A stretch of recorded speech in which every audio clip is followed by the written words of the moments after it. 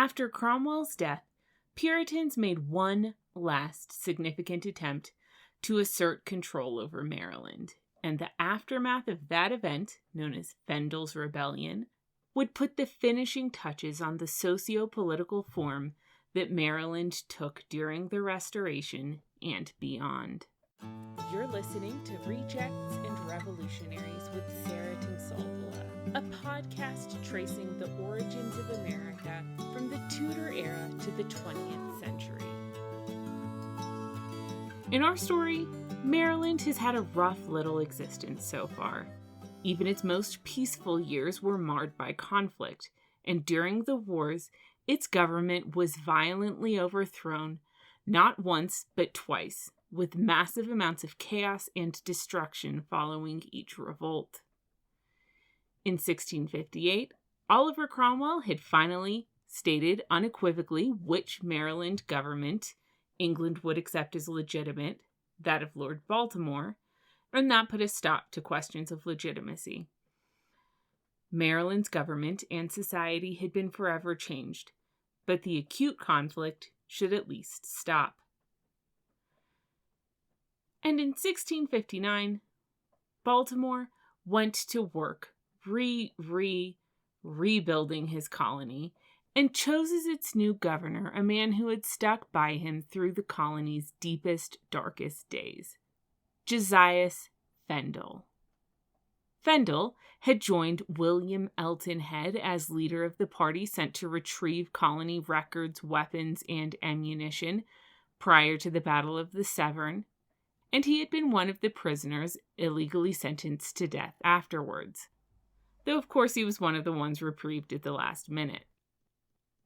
He was an Anglican, but he was close to leading Maryland Catholics like Thomas Gerard, so he seemed to be one of the ever fewer Marylanders who could reliably be expected to govern in a way that adhered to Baltimore's vision for the colony, and to protect rather than undermine his interests there. And just in case he didn't, Baltimore's illegitimate younger brother, Philip Calvert, would act as the colony's secretary, and would have veto power over anything that might happen there. So in 1659, Fendall had returned to Maryland as governor, but the first thing that Puritans there had done was arrest him, force him to all but eliminate the oath of allegiance to Baltimore, and only release him when he signed an oath that they had written promising not to disturb the Commonwealth. It took him a month to agree to the second part, but he'd been released, and he went about planning for the next meeting of the General Assembly, appointing the sheriffs who needed to be appointed, calling for the elections that needed to take place, and so forth. It's kind of shocking that no one really addressed this as the rebellion that it was, but Baltimore and Fendall acquiesced to their requests and moved on. The fact that they didn't call them on this, but rather let the Puritans win, is actually a good demonstration of just how fragile Maryland was at this point in time. Fendall would have to play a balancing game, and perhaps an impossible one. He would need to advocate for Baltimore's interests as well as he could without prompting action from the colony's Puritans. Puritans were overwhelmingly more powerful and populous within Maryland at this point, and by now they had imprisoned him at least twice and sentenced him to death once. It's more than possible, though not recorded, that he was also exiled once before that during the plundering time. The extent to which Fendall could advocate for Baltimore's interests would rely on one thing and one thing alone, and that was how much external support he got. Of course, at the same time in England, Richard Cromwell was being forced to abdicate his position as Lord Protector. Oliver had died just months after restoring Baltimore's proprietorship, and his son had only managed to stay in power for 8 months after that. And this raised Puritan hopes yet again. Baltimore was a Catholic, and he was a Catholic who had ultimately thrown his lot in with the Commonwealth. So whatever the new government, it was possible that for one reason or another, it would bear some ill will toward him. And this meant that whatever that government ended up being, it could conceivably reverse Cromwell's decision. This time, though, the revolt wouldn't be violent. They would simply push in a political way for the reforms which would allow them to dominate the colony by virtue of their strength and population within it. And it would be up to Baltimore to oppose them. So Fendall's instructions for the election for the General Assembly called for each county to send 4 delegates to the House of Burgesses, which should have meant that 24 delegates were sent. But instead, Anne Arundel County sent 7 delegates, headed by old Puritan Governor William Fuller. This was a flagrant breach of protocol, but Fendall let it happen. And then, when St. Mary's County sent its 4 delegates, perhaps the only 4 delegates in the county who could be expected to be on the side of Lord Baltimore, the House of Burgesses immediately contested the election of 3 of them. One man was defeated in this spat, but he was replaced by another person loyal to Baltimore. So things were already looking hostile. Of the 27 delegates, only 4 seemed to be loyal to Baltimore, while at least 20 had played an active role in Maryland's old Puritan government, which had overthrown his authority. That was essentially to be expected. But what's surprising is that the Governor's Council, which formed the Assembly's upper house, and which consisted of people appointed by either Lord Baltimore or Governor Fendall, was split about 50-50 between people who supported Baltimore and those who were either neutral or antagonistic toward him.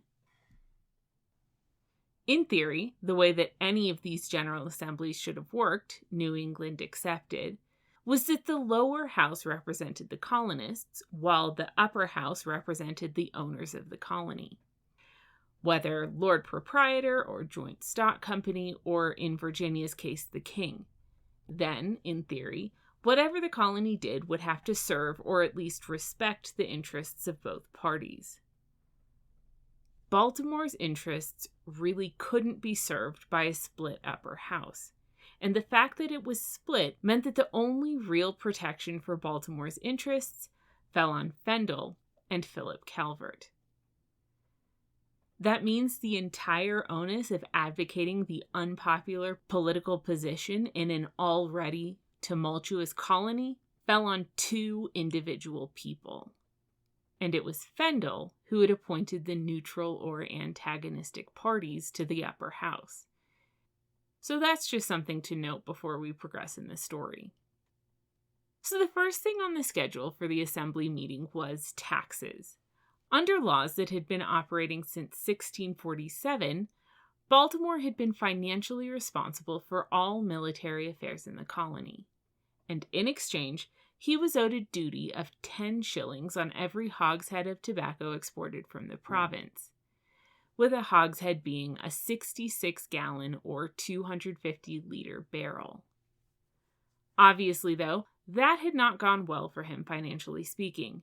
Between exorbitant military expenses, Puritans who made a point of not paying the taxes they owed, and conflict leading to years of economic non-productivity, plus how many lawsuits, and all of that on top of the already crippling costs of colonization in the best of times, Baltimore was hurting for money.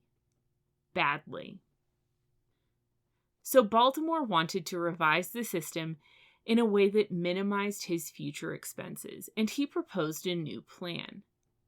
He wouldn't be financially responsible for any of the colony's military defense, and in exchange he would take only 2 shillings of tax on hogsheads of tobacco exported to England, though he would still take the full 10 shillings on tobacco exported to non-English countries like the Netherlands. But the House of Burgesses refused the proposal.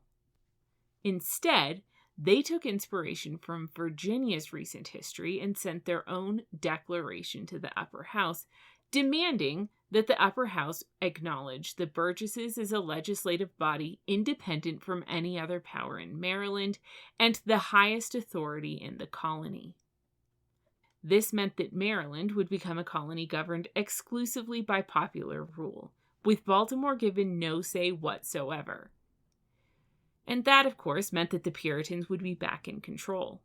Baltimore would keep his official title, but have no input into how the colony governed itself, nor how much money he received in colonists, nor indeed the extent to which Catholics would be tolerated there. When they received the proposal, the upper house asked for clarification of exactly what the Burgesses were asking for here. Please make this sound more reasonable than it does. And the Burgesses responded by requesting a conference to be held the next day, and the upper house agreed. And at the conference, the Burgesses clarified that there was no nuance to be found in their proposal. They wanted no one in the colony to have any power except for them. They would have all the power, and Baltimore would have none, and that was their plan and their intention. The upper house would be dissolved completely, and the Burgesses would be in complete control of the colony. End of story. It was brazen, but look at what they've gotten away with in this episode alone. Imprisoning the governor for a month, sending extra delegates to the elected assembly, and nothing had happened, so they could clearly be as brazen as they wanted. And the upper house was split 50-50 in its willingness to agree to the plan. Calvert and 2 other people stood alone in speaking out in favor of Baltimore's interests. Calvert didn't even reject the plan per se. He just said what would need to happen for it to work in his eyes. For this to be an acceptable proposal to him, the governor would need to replace the Speaker of the House as president of the Assembly, so that he would be the person with the power to adjourn or dissolve it. And the Burgesses said no. No compromise, no common ground, just no. Calvert pointed out that this would completely eliminate Baltimore's influence in the colonies, and I suppose it's worth noting that no one laughed and told him on the record that that was the point. He asked to have his reasons for opposing the plan put on the record, and again the response was no. And that no came from Fendall, which is a bit odd. Calvert refused to agree to any of this, asked for permission to leave along with his 2 allies, and granted it did. His refusal to agree to the proposal meant that legally the conversation should have ended there. But it didn't. After Calvert left, Fendall gave the House of Burgesses his commission and got a new one from them in their name. Like in Virginia, this was an acknowledgement of the Burgesses as being the ultimate authority in the colony, with total control there. The governor owed his power and authority to their blessing rather than that of Lord Baltimore. Maryland would be a direct democracy under Puritan control, severed from any kind of realistic authority from England, just as autonomous as any of the New England colonies, but with no balance of political forces nor protection for Maryland's Catholic and Anglican minority, even though they were the people who had actually founded the colony and offered the Puritans a safe place to live in the first place. And now, Fendall was clearly allied with their movement, as was Thomas Gerard. Both had stayed in the negotiations when Calvert had left. Fendall hadn't dismissed the meeting or the assembly, but instead he had submitted himself to the authority of the Burgesses. And like I said, Fendall was the one responsible for appointing both Gerard and the other council member who stayed, while Baltimore had appointed the 3 people who left in protest. Fendall and his allies agreed so readily to the demands that they quickly came to be seen as leaders of the movement, and in fact, it's gone down in history as Fendalls Rebellion. And that's odd, because like I said, Fendall had previously been unshakable in his loyalty to Baltimore, and for that matter, so had Gerard. The standard interpretation has been that Fendall led this, but the standard interpretation gives virtually no discussion of Fendall's motivation for doing so. Some argued that this was provoked by the tax issue. Some simply feel that he had a political change of heart, or maybe that he saw this as being the best way to stabilize the colony. But most don't really discuss motivations, just the effects of the rebellion. For me, though, the more logical explanation would lie in the same factors that had pushed Governor Stone to behave so weakly before. The Puritans were too powerful, and there was too little backup for anyone opposing them on Baltimore's behalf. At the end of the day, the only repercussions for a governor's decision-making would come from the Puritans. I don't necessarily see how someone could get through the Battle of the Severn, followed by a month's illegal imprisonment, only to turn around, change his mind, and lead a Puritan revolt. But I can easily see how someone would get through the Battle of the Severn, followed by a month's illegal imprisonment, too tired and too intimidated to fight back. And to this point, in the months before the rebellion, Gerard had gotten into a little bit of legal trouble for saying that Fendall would yield to anything requested by the people of Anne Arundel. So was he a traitor? Or was he just a burned out guy who didn't want to fight a battle that he ultimately couldn't see winning? We'll never know the answer, but regardless of why, the Restoration is what brought an end to Maryland's direct democracy. Against Puritan hopes, Charles II did confirm Baltimore's power in the colony, and then he went even further. He ordered Virginia to use its militia to help Baltimore retake control of Maryland if it came to that, and Berkeley agreed to the idea with the kind of enthusiasm you'd expect from him. In 1660, Maryland had 12,000 inhabitants, while Virginia had 40. So this wasn't a battle that Maryland Puritans were going to win. Baltimore named Philip Calvert as the new governor of the colony and ordered him to try Fendall for treason and execute him. If it was possible without risking the colony's safety, Baltimore said he would also like to see Fuller executed, along with as many as possible of the other Puritan leaders responsible for the illegal killing of prisoners after the Battle of the Severn. He even authorized Calvert to use martial law if necessary. The top priority, though, was Fendall, who should be executed no matter what. But contrary to his orders, Calvert was pretty lenient. He confiscated some estates and banished Fendall, Gerard, Hatch, Fuller, and some others, but he didn't execute anyone. And apart from Fuller's, all of the sentences ended up being remitted after a few years. In the month that this trial took place, a similar rebellion was again led by the Burgesses, and when Calvert charged them with sedition, the courts simply refused to find the Burgesses guilty.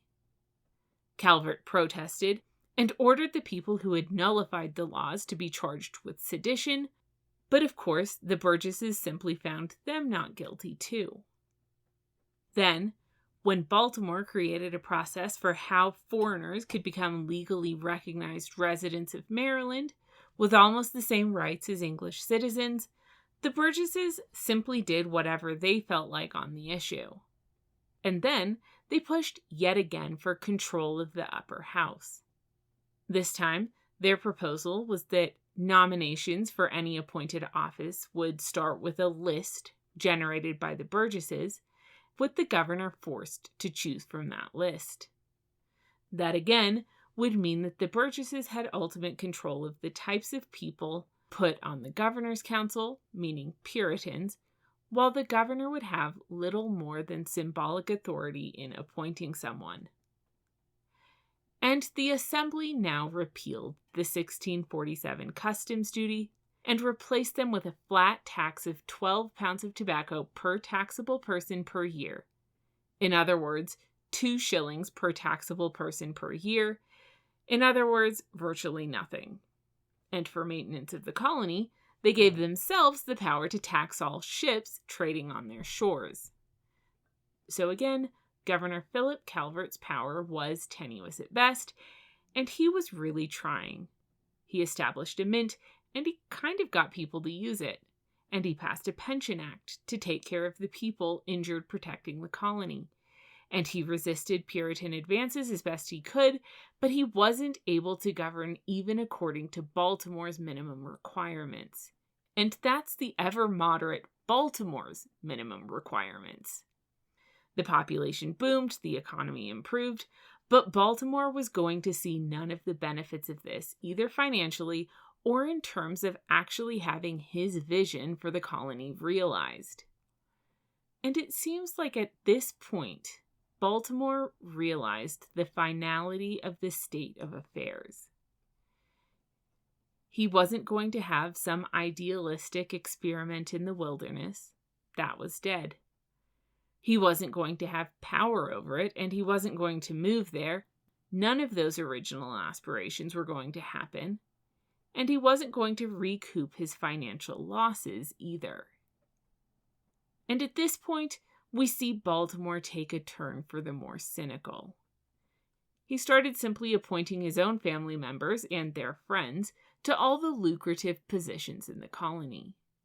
If there was an easy way for a Calvert to make a buck, he didn't hesitate to let them. What Catholics still lived there would be left alone, and forget about the rest.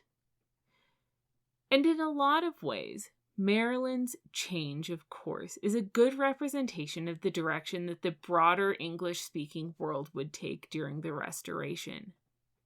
And next week, that's exactly what we're going to look at.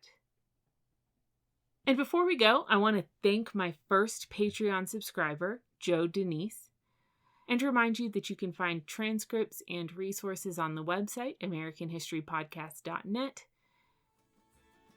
and that if you want to support this podcast, I have both Patreon and Buy Me a Coffee options, which I'll link in the description.